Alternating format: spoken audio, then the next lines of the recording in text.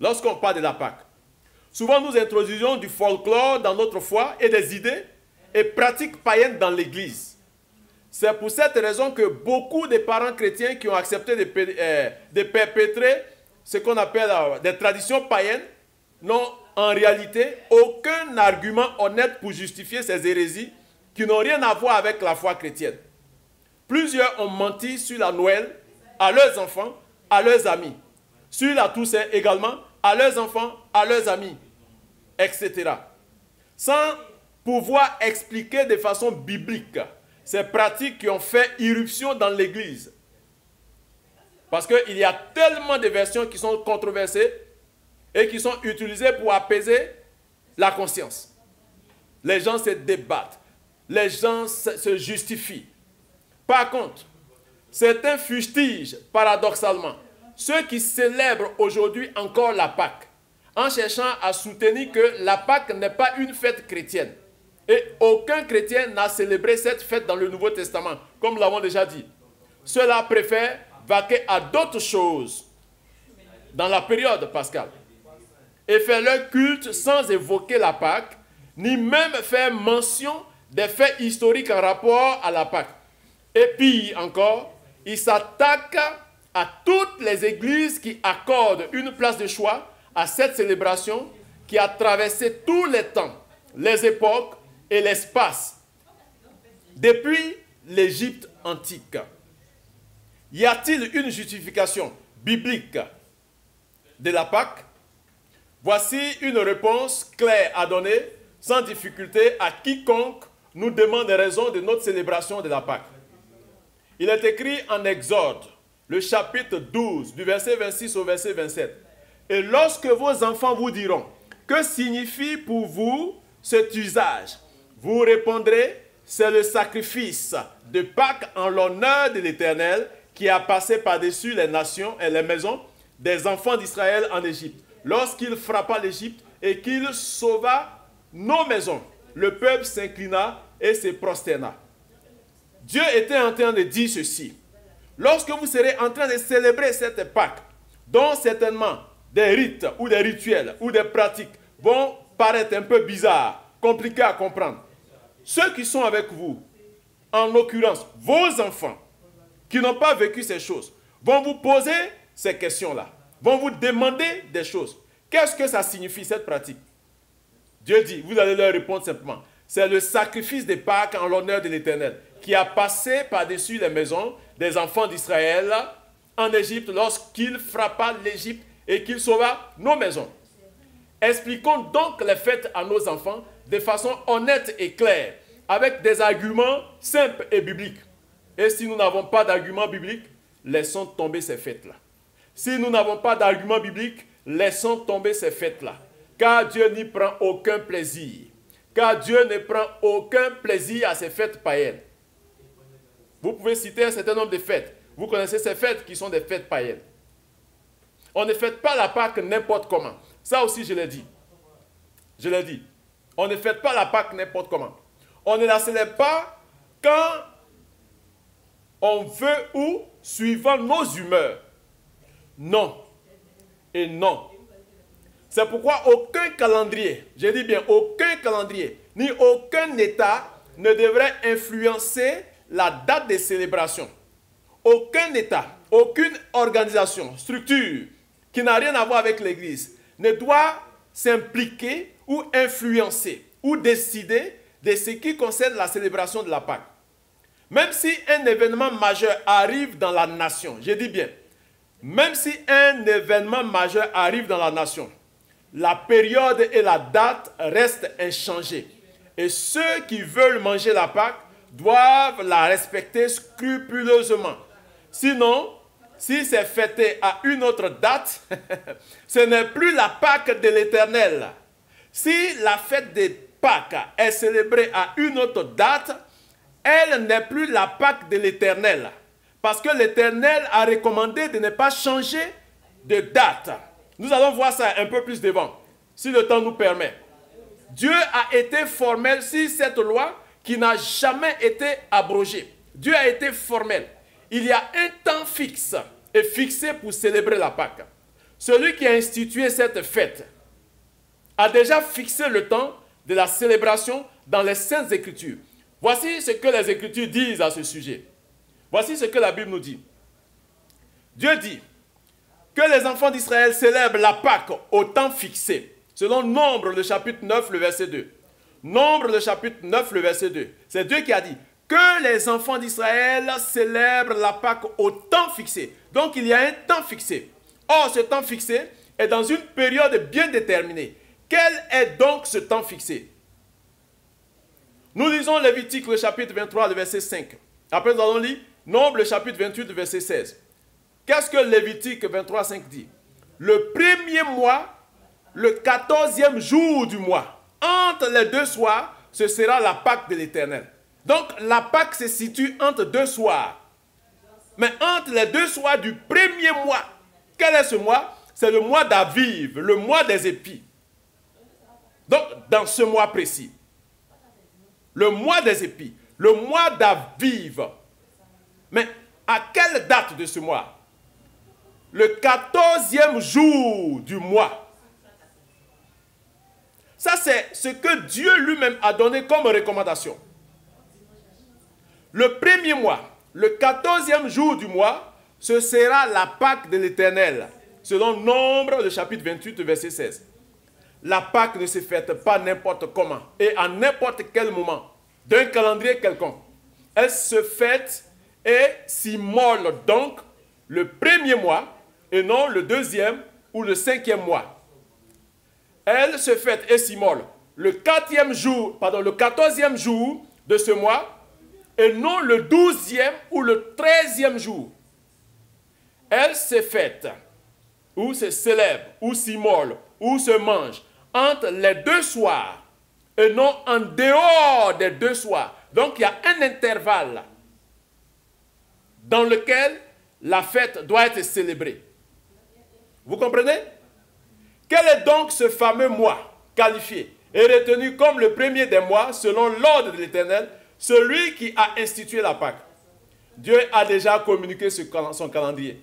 Dieu a déjà communiqué son calendrier.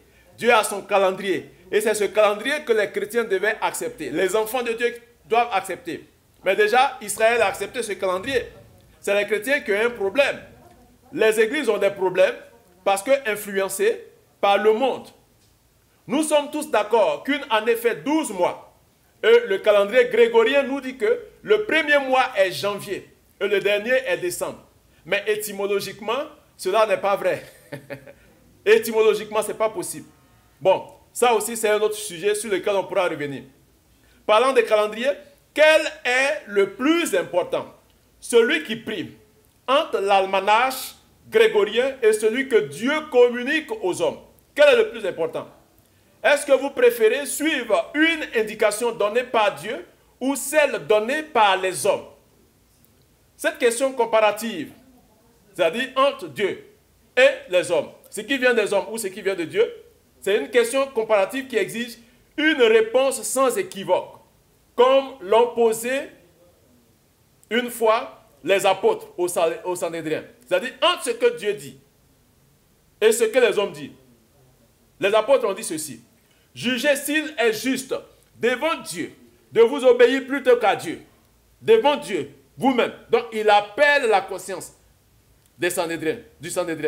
Est-ce que devant Dieu, on doit vous obéir ou obéir aux hommes?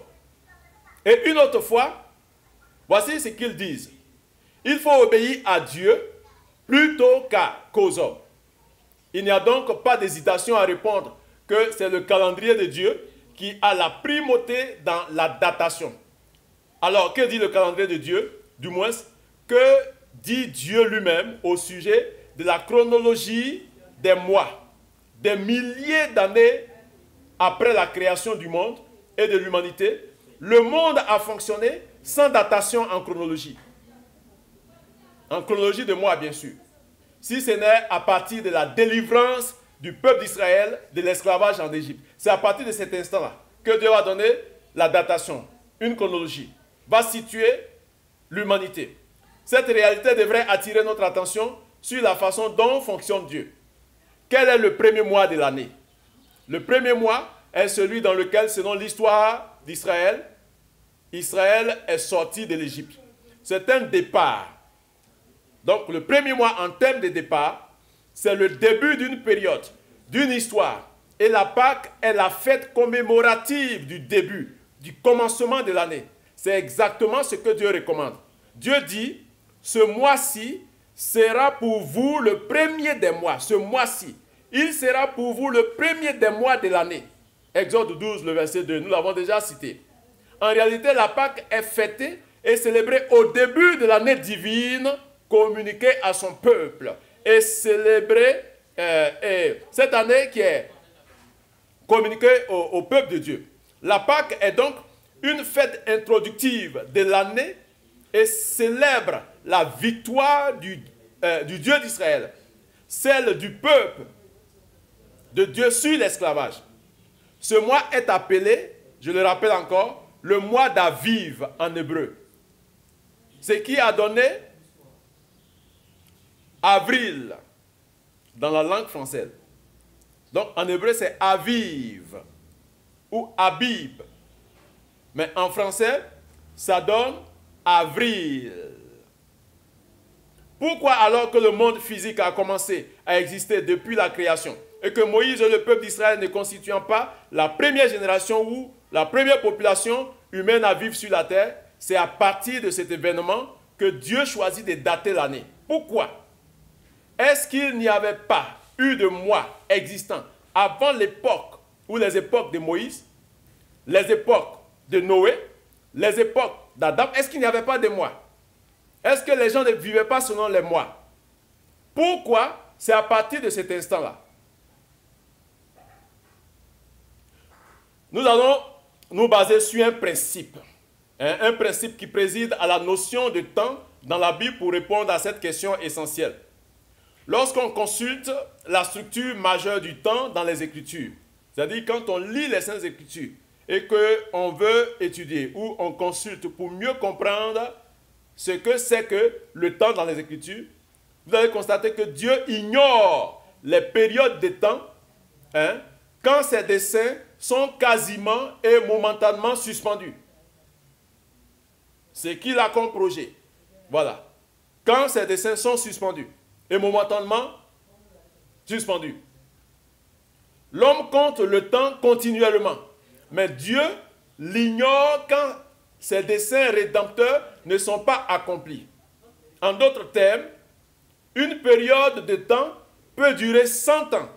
Une période de temps peut durer 100 ans à l'échelle humaine normale. Mais si les Israélites étaient en captivité pendant 40 années, durant la période considérée, Dieu pouvait la compter 60 années. Ici, la délivrance prodigieuse des enfants d'Israël est un dessein rédempteur. Leur délivrance, un dessein rédempteur, très important pour Dieu, suivant même une prophétie que Joseph a donnée. Joseph a donné cette prophétie-là. Voici ce que Joseph, parce que Joseph a été prophète, puisqu'il a donné aussi une prophétie. Joseph que nous connaissons, qui a été premier ministre en Israël, en Égypte là. Voici la prophétie de Joseph. La Bible nous dit en Genèse, le chapitre 50, le verset 24. Joseph dit à ses frères, je vais mourir, mais Dieu vous visitera et il vous fera monter de ce pays-ci dans le pays qu'il a juré de donner à Abraham, à Isaac et à Jacob. Donc à Abraham, à Isaac et à Jacob. Genèse 50, le verset 24. Mais cette prophétie est contenue dans une promesse que Dieu lui-même a faite à la descendance d'Abraham, celle de Joseph, très longtemps avant. Voici ce que Dieu a dit. Je vous ferai entrer dans le pays que j'ai juré de donner à Abraham, à Isaac, à Jacob. Je vous le donnerai en possession, moi l'Éternel. Il a dit cela en Exode, chapitre 6, le verset 8. Et Dieu donc choisit ce jour pour signer un commencement. Amen. Parce que ça répond à un de ses desseins rédempteurs pour son peuple, le peuple d'Israël. Donc Dieu va choisir ce jour pour signer un commencement, un nouveau départ, un accomplissement exact de la prophétie de Joseph qui est en réalité une promesse d'Adonai. Et l'événement qui marque cette nouvelle naissance du peuple d'alliance de Dieu, c'est la Pâque de l'Éternel. C'est la Pâque de l'Éternel. C'est ce mois qu'on appelle aussi le mois des épis, toujours le mois d'Aviv, avril pour les francophones, April pour les anglophones. Le renouveau dans la Pâque. Je vais m'arrêter ici pour aujourd'hui, pour cette soirée, puisque nous sommes en train de chercher à comprendre la Pâque. Parce que si c'est un peu trop long, il y a des gens qui n'ont pas suffisamment de data ou bien de crédit pour pouvoir suivre. Mais ne vous en faites pas. Demain, jeudi, nous allons continuer à parcourir ces points d'ombre pour que les écailles puissent tomber des yeux et que nous puissions comprendre ce que représente la Pâque, qu'elle soit juive, je le rappelle, qu'elle soit juive ou chrétienne. Parce que l'aboutissement, le prototype de la Pâque, ce qui est fondement ou fondamental dans la Pâque, c'est l'agneau immolé. L'agneau qui a été immolé dans le pays d'Égypte cette nuit-là est une préfigure de l'agneau de Dieu qui ôte le péché du monde. Nous allons voir les caractéristiques que Dieu a données. Comment la Pâque doit se manger? Avec quoi la Pâque doit être mangée? Comment l'agneau devait être immolé? Vous allez voir que toutes ces indications ou ces indices qui sont en rapport avec l'agneau qui a été immolé en Égypte vont se retrouver dans l'agneau qui ôte le péché du monde. Je vous ai dit que la Pâque dure 7 jours. Mais il y a un seul jour où la Pâque se mange. Je vais vous expliquer ce que signifie manger la Pâque. Déjà, je peux vous rassurer en vous disant que le Seigneur Jésus lui-même disait à ses contemporains, celui qui mange ma chair, celui qui boit mon sang, il ne l'a pas dit en vain. Il le disait dans l'accomplissement de manger la chair de l'agneau et de boire le sang de l'agneau. Mais nous allons revenir là-dessus. Que le Seigneur vous bénisse. Merci de partager. Avant de se quitter, je vous rappelle encore que ce samedi, j'ai besoin de tous ceux qui m'aiment, tous ceux qui disent qu'ils me soutiennent. J'ai besoin de leur présence, surtout à, comment on appelle, Prima Center à Makori, mais qu'ils viennent pour s'approprier, pour acheter les livres du docteur Nobu, Ministère des Chantres Restaurés, des livres qui sont très édifiants pour les chantres, pour les pasteurs qui veulent encadrer des chantres. De voyous à pasteurs, c'est le livre de mon témoignage, Les anges et les géants de Genèse, le chapitre 6. Voilà, autant de livres. Je vous ai dit d'entrée de jeu que, par la grâce de Dieu, j'ai 14 ouvrages à mon actif. Il y a d'autres ouvrages qui sont en instance de finition pour être édités et publiés. Que le Seigneur vous bénisse abondamment et merci pour votre disponibilité. Bonne soirée et bonne semaine pascale à toutes et à tous.